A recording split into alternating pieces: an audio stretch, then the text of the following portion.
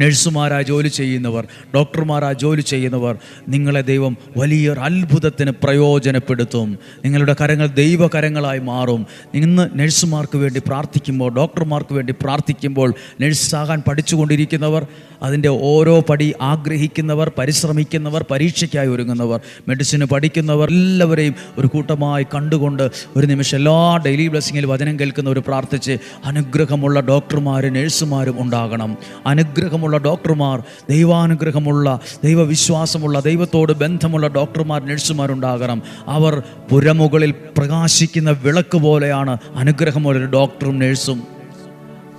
അവരുടെ സാന്നിധ്യം നമുക്കൊരു അത്ഭുതമാണ്, ഒരു സഹായമാണ്, ഒരു അനുഗ്രഹമാണ്. നമുക്ക് അവരുടെ കഷ്ടപ്പാടും വേദനയൊക്കെ നമുക്കൊന്നും അറിയത്തില്ലായിരിക്കാം.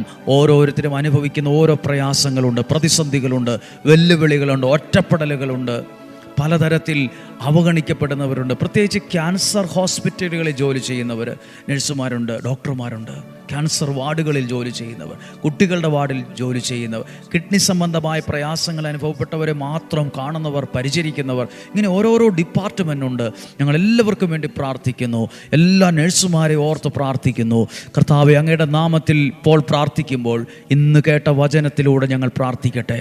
ആ കല്യാണ വീട്ടിലെ കൽഭരണി കണക്ക് ഞങ്ങളും പലതരത്തിൽ ഒറ്റപ്പെട്ടവരും വിഷമമുള്ളവരും സങ്കടമുള്ളവരും ഒക്കെയാണ്.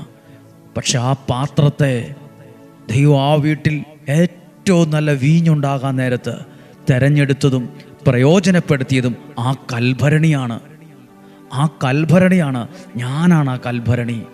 എൻ്റെ ജീവിതമാണ് ആ കൽഭരണി. കർത്താവ്, എന്നെ ഈ കുടുംബത്തിൽ ഈ കാര്യത്തിൽ എന്നെ ഒരു അത്ഭുതമാകാൻ, അനേകർക്ക് അനുഗ്രഹമാകാൻ, സൗഖ്യമാകാൻ, വിടുതലാകാൻ എന്നെ പ്രയോജനപ്പെടുത്തണമേ.